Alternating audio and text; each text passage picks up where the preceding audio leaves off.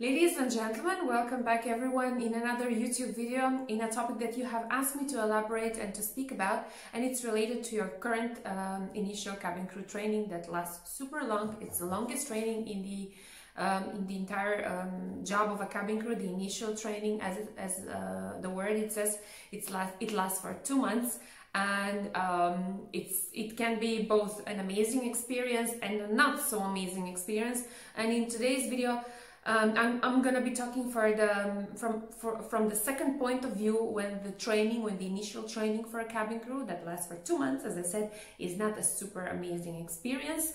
I'm gonna be sharing your thoughts on your questions. Actually, I'm gonna be answering your questions when you don't like the training, and when you have misunderstandings with other candidates, and with other cabin crew, future cabin crew. Now you're not a candidate, now you are a future cabin crew already.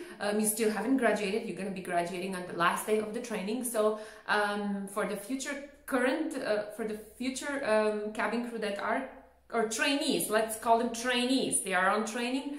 When you guys are not getting along and how you can deal with it, this is my way of looking at things, and I hope that this is gonna help many of you out there that have asked me to elaborate this subject. First day of the training is always amazing. You're getting to know your teachers, your instructors. Many airlines, they are naming them differently. You're getting to know the other trainees that are with you on the training. They're from all over the world, just like my initial training. We were like around 19 trainees from, again, all over the world, and it's an amazing experience. The first 3 days is so-called the mindset, where the entire program is preparing you for a very intensive course. You are going to be spending 8-9 hours during the day in the classroom, with lots of new informations, with lots of new terms, with lots of practical drills that you're supposed to learn, and it's not going to be easy. It requires full dedication, it requires a lot of concentration, and it really requires that you, ladies and gentlemen, are at least supportive and nice towards each other. I'm very sure, and I'm almost 100% sure that all of your trainers, instructors, they're all nice to you. They all know what you are going through, because they also have been through the same. They're also in aviation. All the trainers, all the instructors, they're coming up from the field. Most of them are coming up from the field of a flight attendant, even though they don't come up from the field of a flight attendant, because they work with the flight attendant, with the cabin crew. They are having full understanding. I have been seeing and I have been observing that, and I know that many of you down there will be sharing your experience. Yeah, but I met someone who wasn't like that. That's totally fine. There will always be people who should not be like that, or who you think they're on the wrong place, because that's life. That general life is like that. We're not all the time on places where we're supposed to be, and not things are always as amazing as they seem. And that's actually the beauty of it. That's how we know how to appreciate the good things. Now over here, as I said, I'm gonna give you my tips on how to overcome times in which you guys are not getting along to each other. I'm not gonna take sides. My video is not gonna be that I'm gonna tell, yeah, you're right, you have to go into this, or yeah, these people are completely wrong, and there is always explanation for both parts. For a misagreement, there should be there should be two parts to have a misagreement. You cannot have a misagreement with yourself. If you're on training, there should be a lot of people there, and those people will be the reason for misunderstandings. If you're alone on a training and you train yourself in front of the mirror, with whom you're gonna have misunderstanding? With yourself? No, I don't think so. So when it comes to not getting along to each other, or not getting along with many of your classmates, first and most important thing is to think about yourself, evaluate yourself, what you have done. Always start solving every problem starting within yourself. Maybe something that you have said has insulted the person or the people around you, they don't like it. How do you present yourself? Do you present yourself as someone who knows everything, who comes from, I don't know, the most developed country in the world, and you think that these people, they're coming from, I don't know, wherever, and you're underestimating them? This is an attitude that you're not supposed to be having it. Speaking from the other part of the misunderstanding group, as I would like to say, if you also have been thinking that she or he is presenting himself as someone who's special, comes from I don't know which country and stuff like that, stop yourself from doing that. This is all a cause for misunderstanding. The moment you see a diversity and you see something different between each other, that's the time, guys, the misunderstandings are starting. You are on training there. You all supposed to be thinking of your common goal is successfully finishing the cabin crew training and starting the amazing career that you guys wanted so much. And again, I'm gonna say it, I said it in many of the videos. Don't forget the excitement that you had when you went for the interview.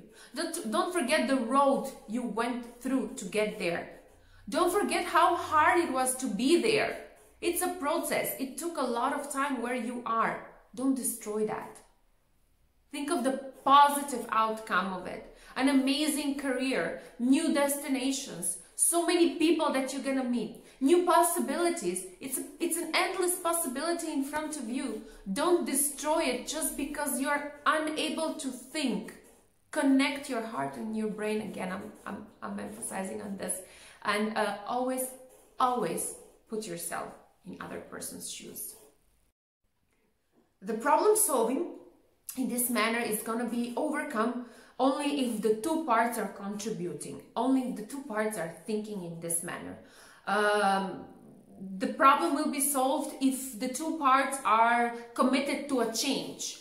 When there is a misunderstanding, I said again, there must be two parts that are misunderstanding each other. One part can be 5 people, the other part can be 1 person, and vice versa. The two parts must be ready to, first of all, talk to each other, listen to each other, and promise to change whatever thing is irritating the both sides. You must try to do that. If there is a group in your class or wherever you are that is irritating you, as I said, first you're going to think of what you're doing. Maybe you're doing something that is irritating the group. You're going to start changing that, and you're going to see how you're going to feel the feedback from that group. Then later on, you're going to speak to that group, or you're going to speak to that person that you think you have a misunderstanding with. Even if it's the entire group of people, you can stand up and you can talk in front of them, but you must be ready to commit to change, because you most probably are doing something that that group or that person or the entire group is irritating. You must be committed to a change.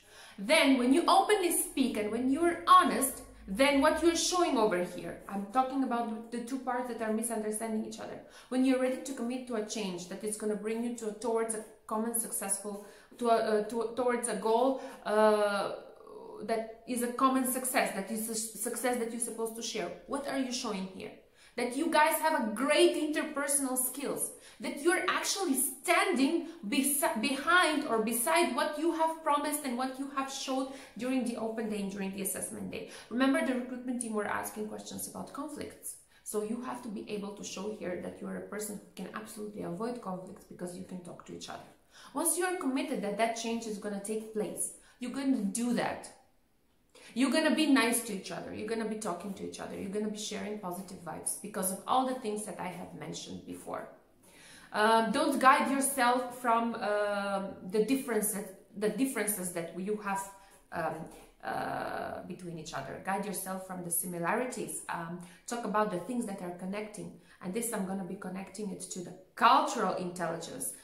Have a look at my video right here. It's really, really important, even for the current trainees and for the current cabin crew, because that is going to really save you from getting into trouble, of having misunderstandings between each other. The job itself is stressful enough, and you don't need an additional stress in your career by thinking how the others don't like you, how you don't like them, how they have done something that you don't like. They have talked back to you, you didn't like that, you went and you complained. Now, at the beginning of this video, if you were thinking that I'm going to be telling to you that you should go and complain and say whatever is happening to your instructor, to your trainer, to your manager, whatsoever, this is not going to be like that. It doesn't mean that you cannot go and you cannot do that. But if you go straight away and you complain that, oh, these people, they don't like me, they did this to me, they did that to me, straight away you are showing a very low level of maturity. Because mature people, when we face problems, we deal with the problems, with the misunderstandings alone. We face them. We are ready for change.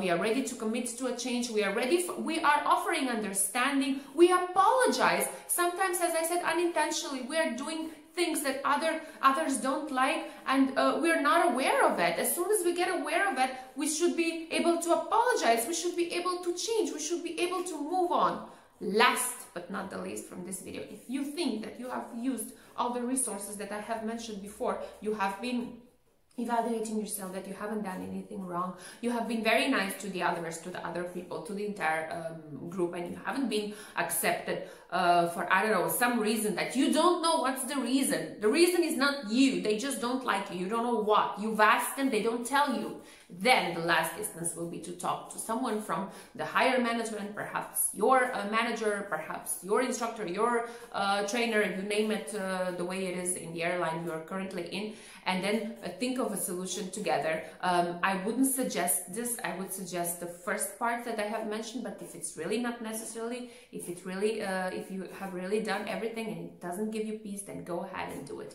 With having all of these things said, please don't forget to click subscribe and like on this video, and of course don't forget to follow me on my Instagram account, on my new Instagram account that I created just to interact with you on the subject called cabin crew / flight attendant. My Instagram account is xcrew, next crew, and I'm going to be seeing you very soon in another video. Until then, bye bye and have a nice day.